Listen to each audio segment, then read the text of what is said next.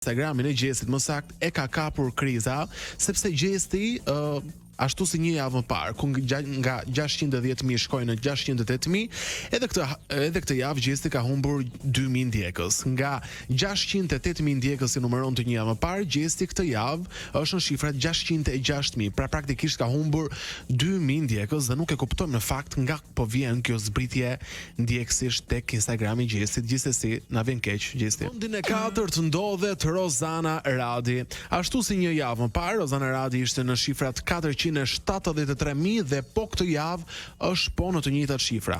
Pra numëron 473.000 ndjekës në Instagram. Rozana Radi ka qëndruar në vend duke u renditur kështu në vendin e 4. Egli Tako, edhe pse ka qenë në qendër të vëmendjes për publikimin e hiteve muzikore, për bashkëpunim me një studio muzikore në Kosovë, Egli nuk ka posuar asnjë rritje ndjekësish, por e mira është që as nuk ka humbur.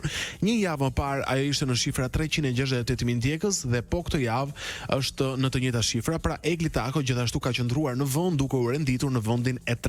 Për Erik Fullanin, i cili nuk ka qenë pjesë e këtyre listave se nuk është shumë në botën e Instagramit, ka qenë dhe pak i tërhequr nga bota e intervistave, daljeve televizive, skupeve mediatike. Teksta nisën me një herë të qarkullonin lajme se ai është në një lidhje të mundshme me Sara Hoxhën. Një javë më parë, Eriku numëronte 74.000 ndjekës, ndërsa sot që ne flasim ka 76.000. Erik Fullani ka fituar 2.000 ndjekës. Urime Erik. Fiks ashtu. Sara Hoxha.